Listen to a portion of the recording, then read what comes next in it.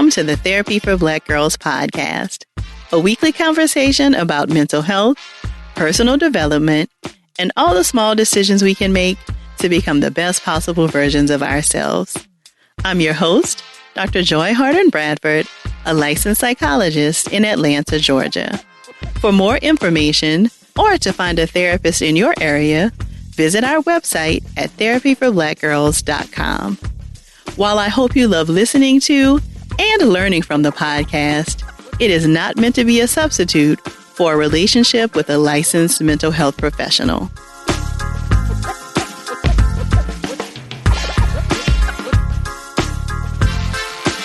Hey y'all, thanks so much for joining me for session 241 of the Therapy for Black Girls podcast. We'll get right into the episode after a word from our sponsors.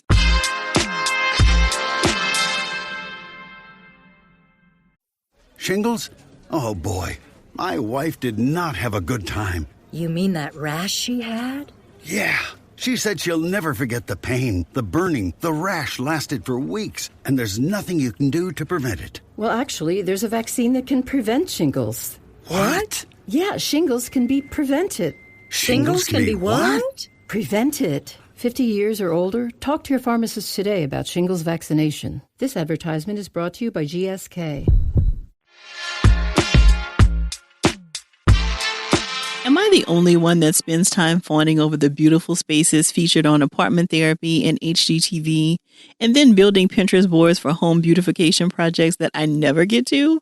I bet that I'm not. Well, if you were looking for a sign to finally put that project in motion, this is it. Today, I'm joined by interior designer Tiffany Thompson for part 1 of our January Jumpstart series. All month long, we'll be discussing steps you can take to get started with some of the goals you may be considering this year. Tiffany is the founder of Duet Interiors, a full-service residential design firm specializing in full-scale home renovation, personal room makeovers, home organization and decluttering, home styling, and more. Tiffany and I chatted about how to get started with figuring out your interior design style, small steps you can take in your space to get a big impact, some of the common mistakes people make when shopping for home goods online, and she shares some of her favorite places to shop for beautiful pieces. If there's something that resonates with you while enjoying our conversation, please be sure to share it with us using the hashtag TBGInSession. Here's our conversation. So I think the idea of decorating your home and figuring out your style can feel really overwhelming for people. So I'd love for you to just start by telling us, Tiffany, what questions can we ask ourselves to try to figure out what our decorating style might be? Wow, that's such a great question. I think the way that I approach it and where I actually just tell my clients is really just to think about the places and the spaces that you already love to be in. And then look at what places make you feel comfortable or inspired, or, you're just visually in awe of, and use that kind of as your starting point for how you want your space to feel. Because essentially interior design is really just an emotive feeling. So you're really just trying to replicate a feeling in your household. But that's a great place to start. And I think then you just kind of okay, you know what you want it to feel like. You kind of write down those words. And then as you start building your decor and your palettes and your color schemes and all that stuff, I think you always have this kind of reference point to keep you honest. So where do we start? So you're saying talk about where have we been before that we really enjoyed? What do I want to feel like? So do you start with a color palette? Do you start with a piece of furniture? Where would be a good place to kind of begin the process? I think the thing about design is there's no rules. Some people have a piece of furniture that they have fallen in love with, and they know that that's the sofa that they're going to have in their house, or something was passed down, a piece of art that they know they want to focus around. I think everybody is different. You can start with a focal point and kind of build around that to really think about what's complementary to that. A lot of people like to start with mood boards, which I think if you're completely in a space where everything's brand new, you have no items of furniture, you have nothing in mind, you're just trying to figure out how do you synthesize your thoughts, a mood board is really nice. So you can do a digital mood board with Pinterest, or just saving a bunch of images. I go around on my Instagram, and anything that I see, I have a little save folder that just visually gets everything in the same place. So I start to look at themes of things. Oh, maybe I'm gearing towards a rust colored sofa, or, oh, I really like minimal colors. Sometimes when you see one image and you really like something, you don't know that there's patterns until you put a group of those images together. And then again, building a mood board is a great place to start because it allows you to put not only visuals, but then you can start to put materials on that mood board. So you can really start to think about textures and do you want natural materials? Do you want things that are a little bit more hard? And you can really start to build out what your ideal space would look like. And then from there, start to narrow down by room and then starting to narrow down by, okay, now that you have the visuals, now that you have an understanding again for the feeling and what you're trying to evoke in your space, now is how do you do that? So that's when you start to, okay, let's approach one room at a time. It's important for me when I tell people, when you're working, you get to that point where you already know what you want, but now you're actually going after it and buying furniture, you're remodeling, you're painting, you're putting wallpaper up, really to approach each room and you don't move on to the next room until you've completed one space. A funny joke with like me and my clients will say, you have this large amount of money and you're decorating a whole house. And then you look around a couple months later and you're like, okay, my credit card says that I spent this amount of money.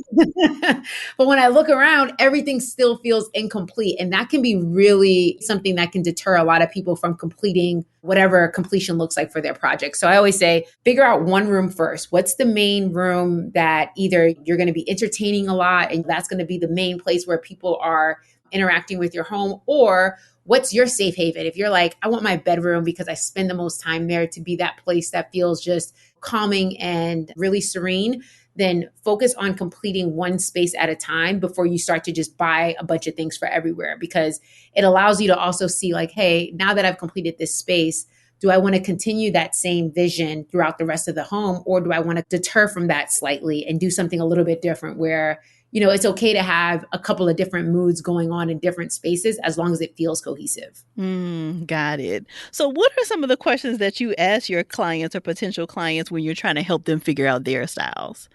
I always start with, how do you want it to feel? And then they ask, what do you mean? How do I want it to feel? And I'm like, how do you want your space to feel? Just really think about it. I want you to take some time, again, thinking about the spaces that you've been in, thinking about where your family loves to vacation. What's that place if you're the most stressed out you've ever been? Where's that place that you go? And then again, what are the themes for that place that gives you? When you walk into a St. Regis hotel, you feel luxurious. Everything just feels super elevated and it feels like you're on this really high-end type of vacation. It feels like you can actually separate from your normal activities.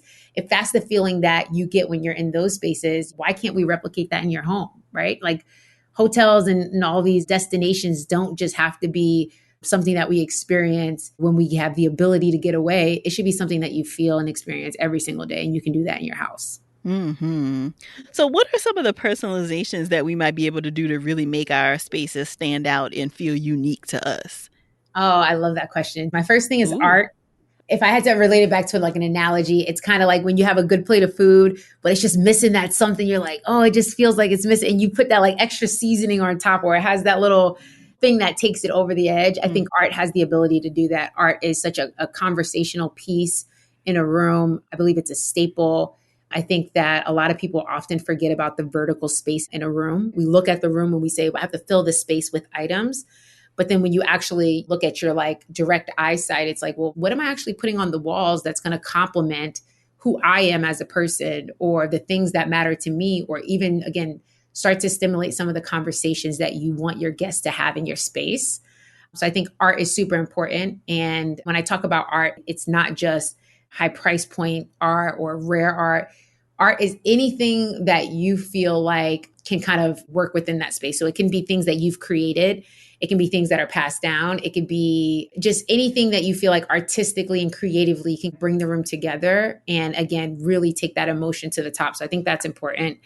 I think the second thing is paint. You hear this kind of often, but paint is the quickest and the simplest way to transform a space. And it's, I think, what renters are able to do. So regardless if you own your home or if you don't, but it's an easy and quick fix to really personalize a space. And it's temporary. If you can always change out a color, you can always just, again, transforming the color within the hues of colors can even change how you interact with that space and how everything else in that space interacts with that wall color.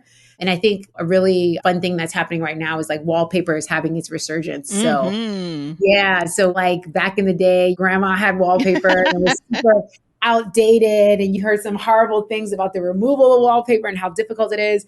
Wallpaper is back. I think there are so many amazing modern and contemporary brands that have some really fun temporary wallpaper, as well as a wallpaper that will live kind of for a longer period of time if you have ownership in your property.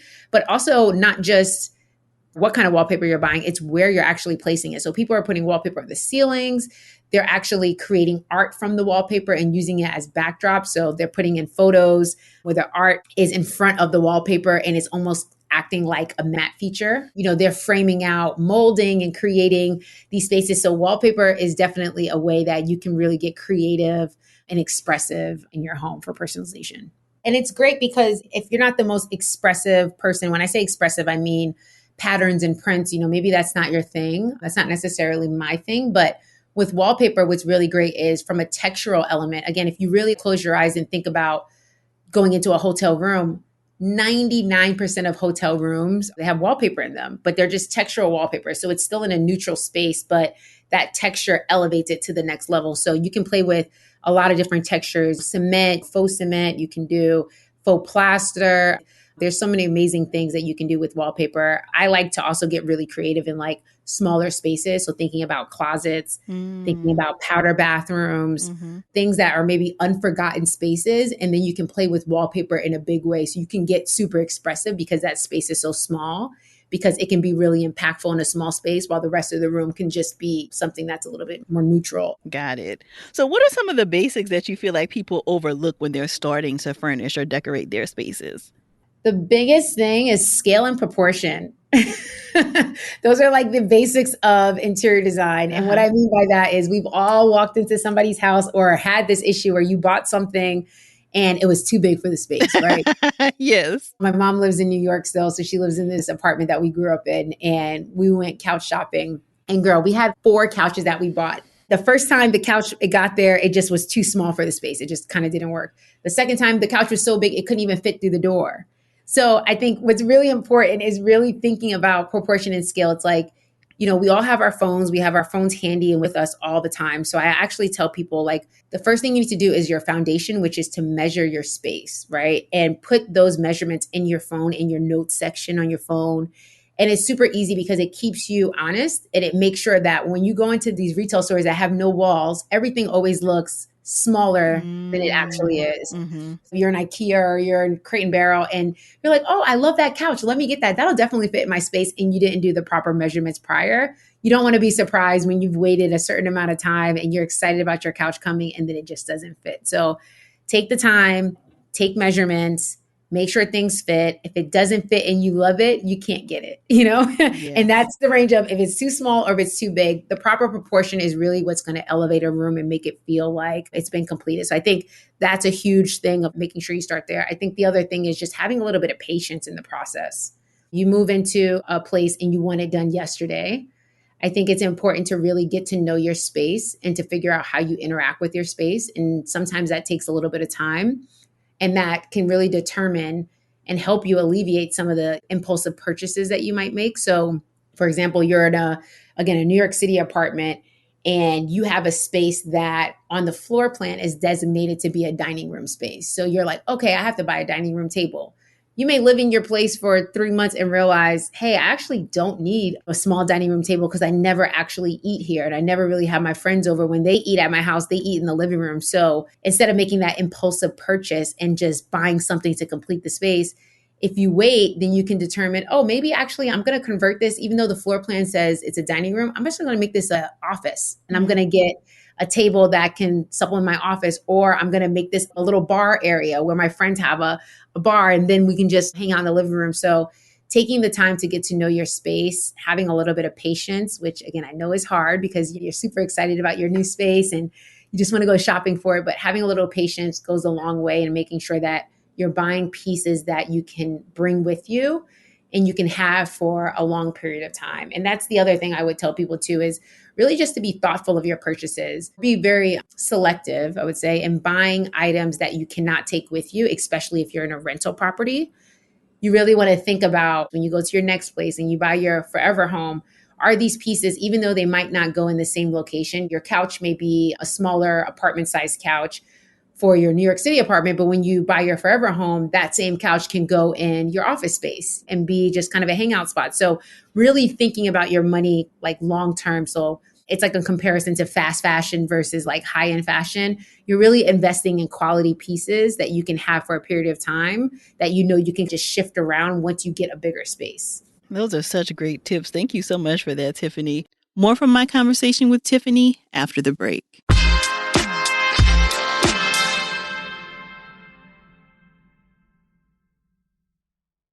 This segment is sponsored by Novo Nordisk. It's easy to get down on ourselves about our weight. That's because we tend to see weight regain or lack of weight loss as a personal failing. But it's important to take a step back and look at what is happening culturally around us. For instance, the pandemic. For the past year and some change, there have been so many new things to navigate. The kids have been home doing virtual school, your dining room has become your office, and the things that you used to turn to for relaxation, like massages and working out at the gym, have largely been taken away. With so many changes and the anxiety of the pandemic, it's really easy to do things like snack because you're bored or stressed. Chips are my go-to.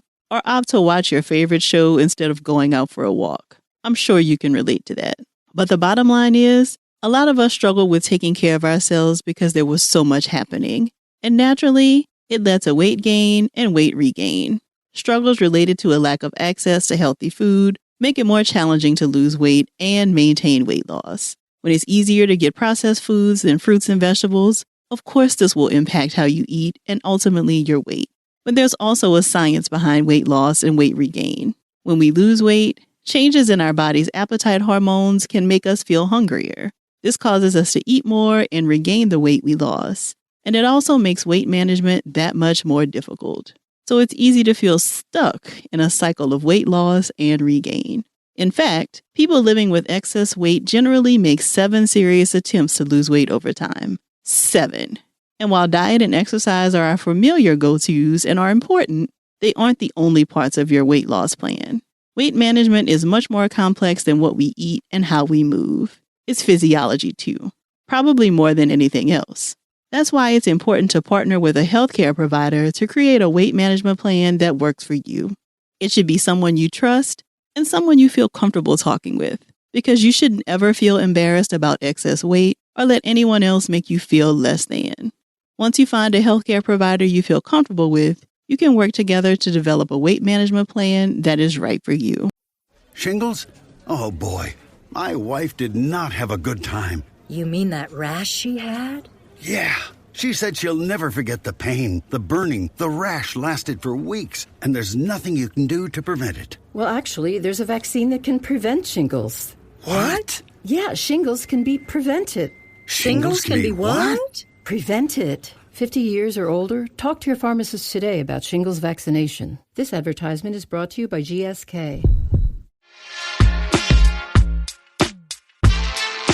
As you were talking, I'm thinking about like, it is one thing, of course, to be able to like take down your measurements and like go in a store and touch and feel and, like, okay, how do I think this might work in my space? But now so many of us are buying these kinds of things online. Mm-hmm. Are there tips that you can offer around like buying furniture or other kinds of pieces online that maybe people are not thinking about?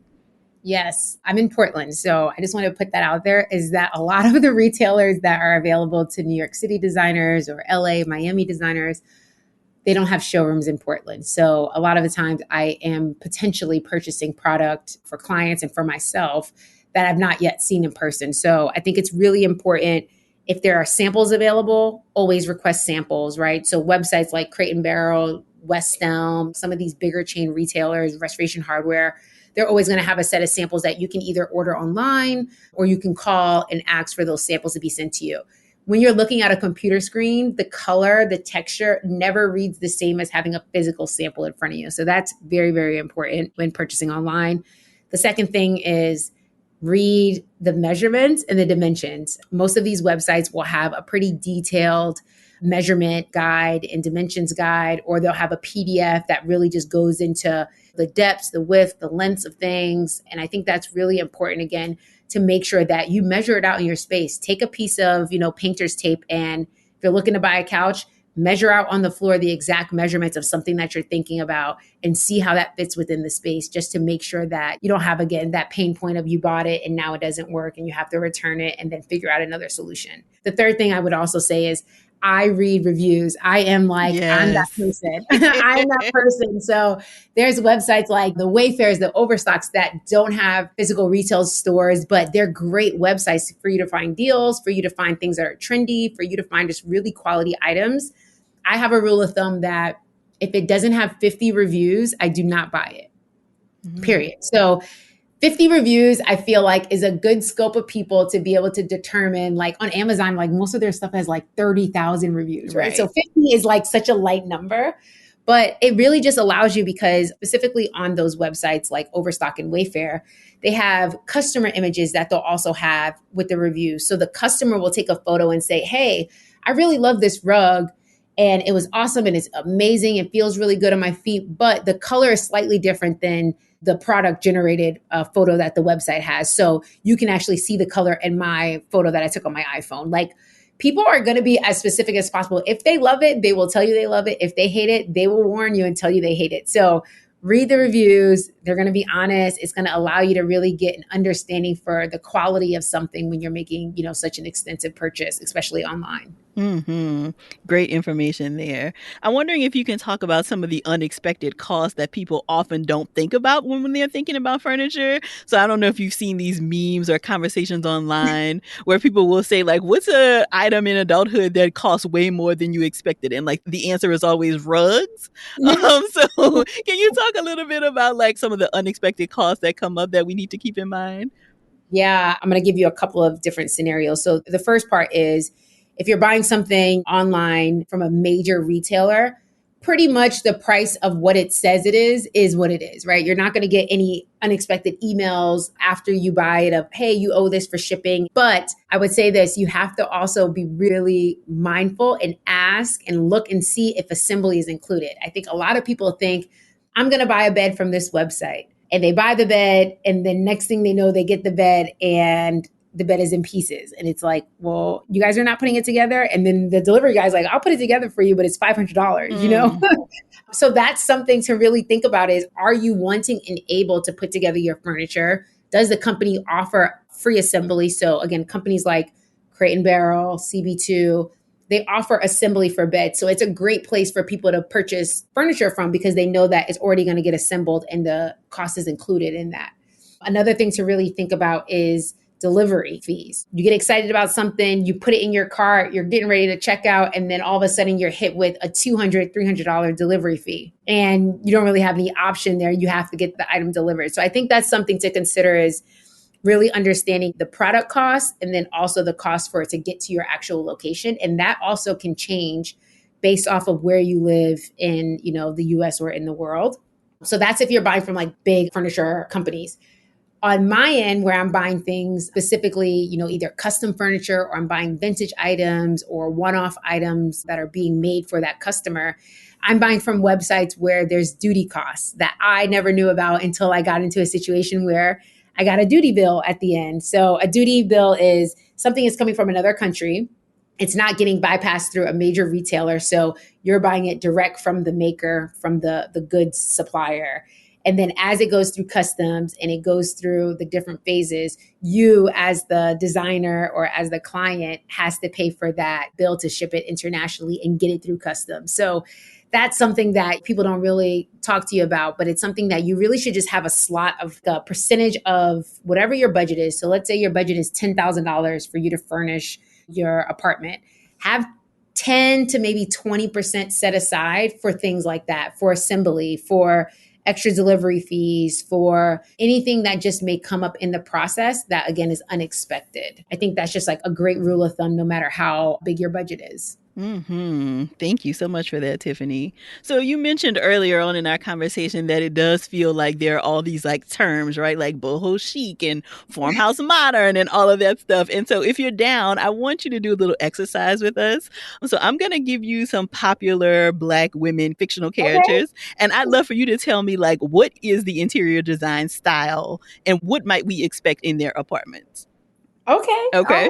Just gonna put it out there. All right, let's All do this. right. So Issa D from Insecure, how would we describe her interior design style?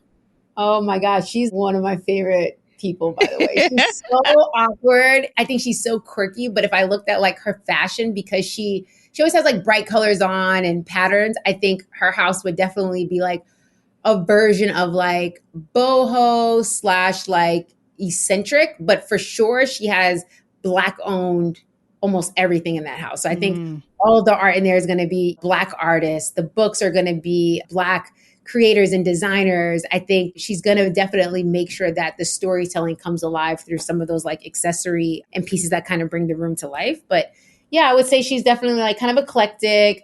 I could see her definitely having some vintage items and some things that were maybe passed down from friends and family that are kind of complementing the space. And that's where that kind of like eccentric kind of vibe comes in. It's like it's going to be functional and service purpose, but it just may have a little bit of like wornness to it and complementing some items that are going to be a little bit newer. So that would be kind of my thoughts. Okay, love that.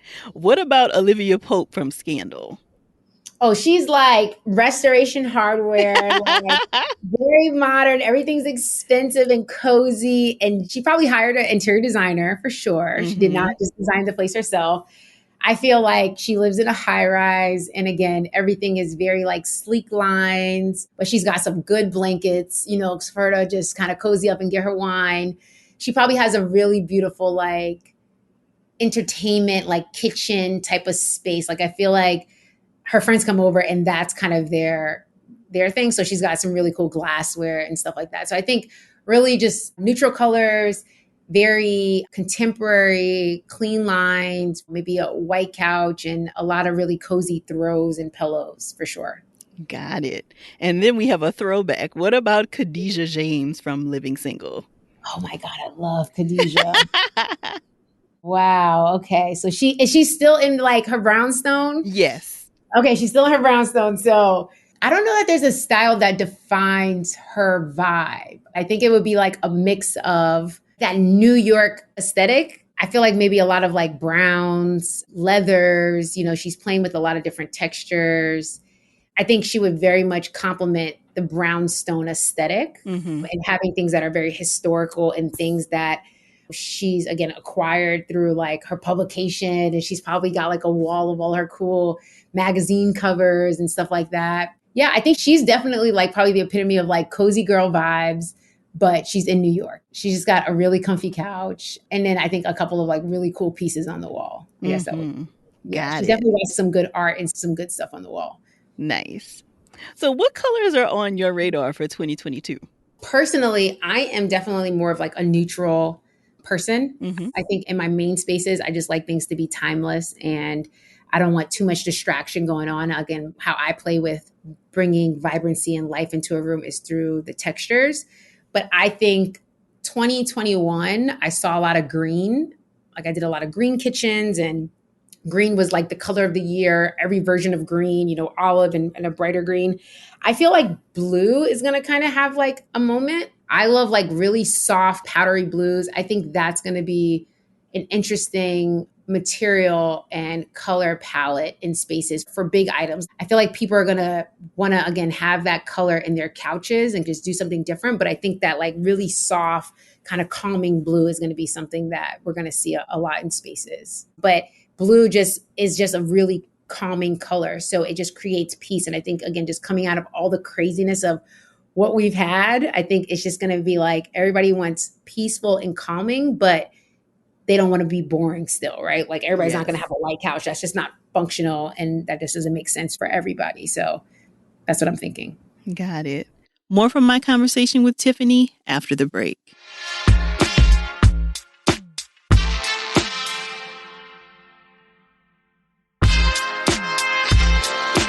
And what are some of the Black-owned brands in home decor, interior decorating that you think we should be paying attention to? So what might Issa be using in her apartment, or people who want to fill their homes with Black-owned brands? The first one that I really love is Claire Paint. Claire Paint is owned by Nicole Gibbons, and it's a Black-owned paint company, and they just make the process so much simpler for consumers. We all know, like when you go into a paint store, there's 20,000 options. And once you finally do pick the color, now you have to pick the finish, and it's very stressful.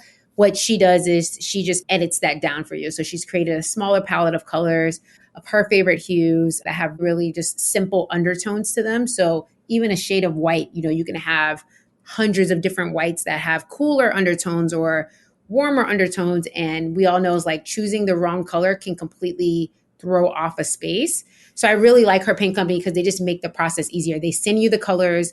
They send you these large format sample tiles that you can just throw up on the wall. They have like their adhesive on the back, and then you can actually visualize and see like how it's going to look in your space. So she's definitely one that I love. There's a company called Linetto, and I'm like so about my linens. And I've told a ton of people, I think there's a quality in linen that I don't think that cotton is able to replicate. And I think once you switch to linen sheets, you just completely never want to go back because of the cooling nature of them, because of the softness.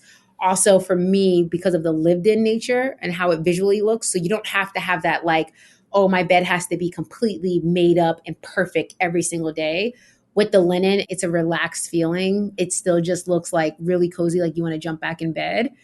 So there's a company, Linetto, and it's Black owned, and he makes quality linen sheets that people can purchase. So I think if you're thinking about supporting and having some accessory, I think that's a great one. And then I definitely have to say like Duet Interiors, which is my brand. We have right now just pillows, but we are launching furniture in the beginning of next year as well. And we'll create some, our own version of linens and my favorite like Japanese towels and what that looks like for Duet. So have a little bit of patience, but definitely support us as a Black owned brand as well.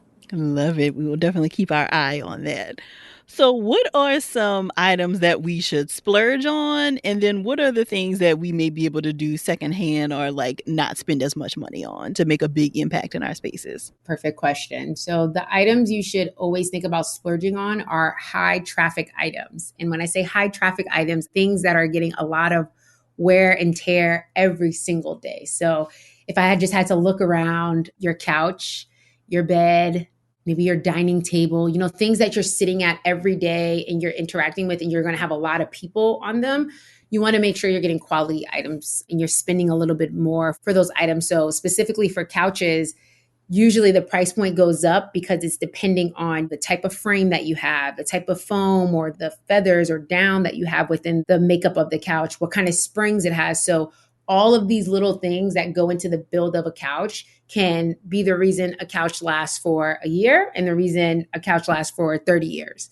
So I think that's really important. Your couch, your bed for sure, you're always in your bed. You want to make sure you have a really cozy quality bed. And with your bed, also a mattress. I cannot tell how many people really don't think about their mattress and how many hours you're spending on that one item. You're spending at least 8 hours every single day on your mattress. So you want to make sure like that's an item that you want to splurge on. You should be able to have that mattress for the rest of your life and be able to, regardless of the size, you should be able to kind of move it into different spaces when you do get your forever home. The thing that you asked me earlier, you mentioned this, rugs. I do not think you need to spend thousands of dollars on rugs. I would say the only exception that I would have here is if you're getting something that's vintage, if you're getting something that's like a Moroccan wool and it has like everything you wanted and you're getting it sourced from an international dealer, then yes, you're probably going to pay a little bit more because those are also hand woven. And so they're a little bit more unique and you're also paying for the process. The only other time, again, that you should pay for a rug and pay a lot of money for a rug is if you have a large space and from a proportion standpoint and scale, you need a certain size that is just not available on an everyday website. So typically on websites, you're getting like 8x10s, maybe a 9x12, 9x11. Anything smaller than that is going to be readily available for you that you should not pay thousands for.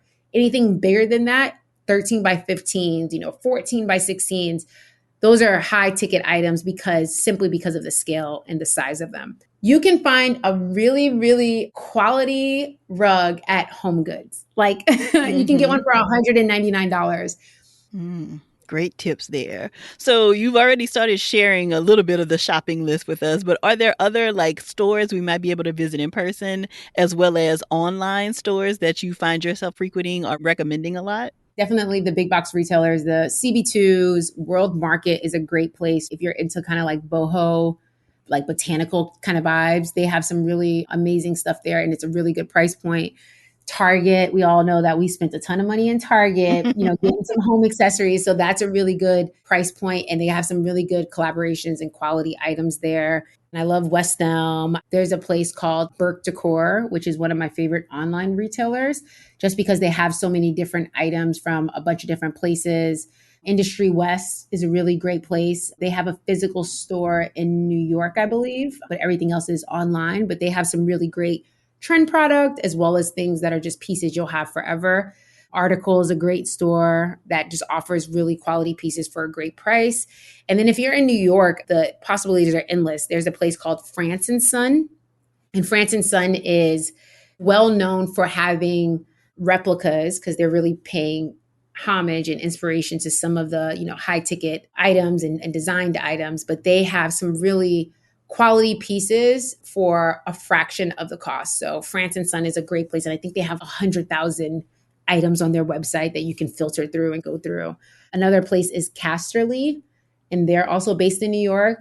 They're a little bit more limited in the amount of colors that they offer, but they have really quality couches and sideboards and entertainment centers made from real wood. And again, they're at really approachable price points. And then if you are wanting to spend a little more or you have a little bit more disposable income for some of the items and you're looking for something a little bit more unique, one of my favorite websites is First Dibs and Cherish.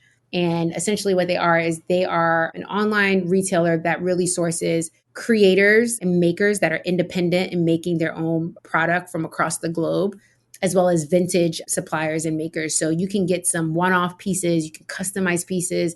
Those are where I go when I need something really unique for clients. I want standout pieces. That's where I always go. That's the first place I usually shop. And then I try to figure out from a price point standpoint, do I need to go somewhere else to get a version of that still creates a moment without having to splurge at that price point? Ooh, so many goodies, Tiffany. Thank you for sharing all these. I have one more, actually. Okay. Sorry, I just thought about this. One more, Go last ahead. one. EQ3. Mm-hmm. Great. I got my bed from there.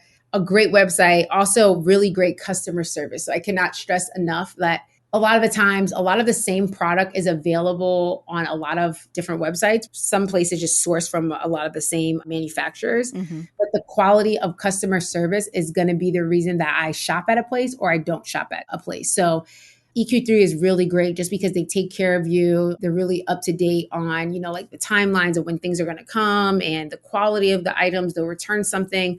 That's important to me as well. So sometimes I'll sacrifice on price point or seeing something in person just because I know that maybe a website is going to provide a high level of quality service. And EQ3 has stores in New York and San Francisco and a couple of different places around the country. Got it.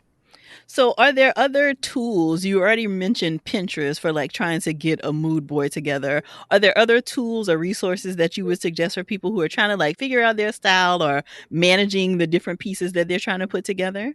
Yeah, the first thing is definitely Pinterest. You guys should follow me on Pinterest. It's the Plant Mommy because I save a lot of really crazy things on there that just kind of my visual mood board in one place. That's important. Also books. I have so many design books and I'll just go in and take pictures of things or I'll take photocopies. So I think that's important. It's the old school method of going through magazines and going through books and seeing things magazines is going to be your latest and greatest. So you're going to be able to get trends from there and see what's actually happening in different homes around the world.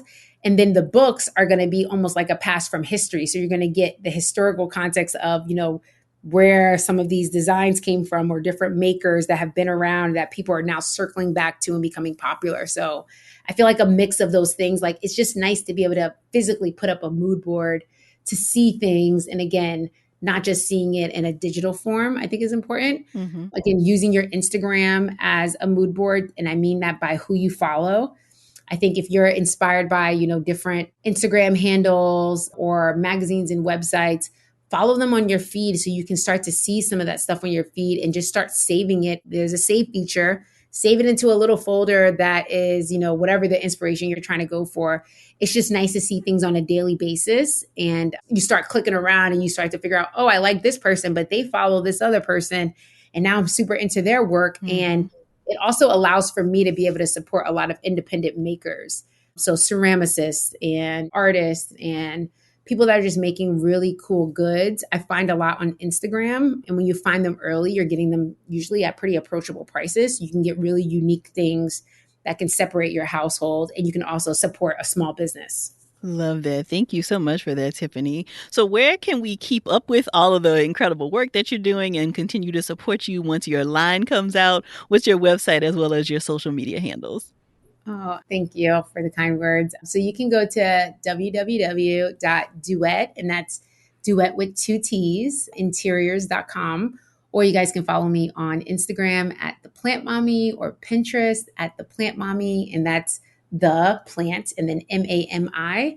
But yeah, I'm pretty active on my social media. You send me a message. I send things all the time. People send me inspiration, and we kind of just have a lot of conversations. But yeah, social media is going to be a good place to keep up with me and what I got going on. And then in the beginning of 2022, I have a TV show that's coming out with Marcy Martin on Discovery Plus / HGTV. So once that launches, you guys can watch me on TV and kind of get some of those same design tips, because we're really focusing on apartments and rental spaces and quick fixes that are really impactful in people's homes. Oh, we love it. We will be locked in. So, Tiffany, this episode is a part of our January Jumpstart series. What words of encouragement do you have for folks who are listening who want to start designing their spaces in 2022? So my words of encouragement would be, again, be patient with yourself. Rome wasn't built overnight, right? So just have a little patience in the process, but enjoy the process. I think that is, for me, one of the most fulfilling parts, is being able to, be on the hunt and find items that nobody else has and putting it all together, and also like leaning on your resources and your family and traditions and things that, you can acquire from homes and things that have been passed down. So I think building a home and creating a safe place that feels like you and makes you inspired to go out and conquer the world should not be taken lightly. So really just enjoy the moment, make sure that you feel like it's representing your personality, your family, and it's creating conversations within your home with your friends and family and your guests, and have fun with it. Like, there's no rules to design. Be confident in your work. Be confident in whatever pieces you've put together. It's supposed to be unique. So everybody's not supposed to like it. It's important that you like it. And it's important that things are the right size and scale. So make sure you measure everything first. We love it. Thank you so much, Tiffany. I really appreciate all this incredible information. You're welcome. It was so nice chatting with you guys. Whew. Tiffany has shared all the goodies with us today. I'm so thankful she was able to join us. To find out more about her and her work, be sure to visit the show notes at therapyforblackgirls.com/session241. And don't forget to text 2 sisters right now and encourage them to check out the episode. If you're looking for a therapist in your area, be sure to check out our therapist directory at therapyforblackgirls.com/directory. And if you want to continue digging into this topic or just be in community with other sisters, come on over and join us in the Sister Circle. It's our cozy corner of the internet designed just for Black women. You can join us at community.therapyforblackgirls.com. Thank y'all so much for joining me again this week. I look forward to continuing this conversation with you all real soon. Take good care.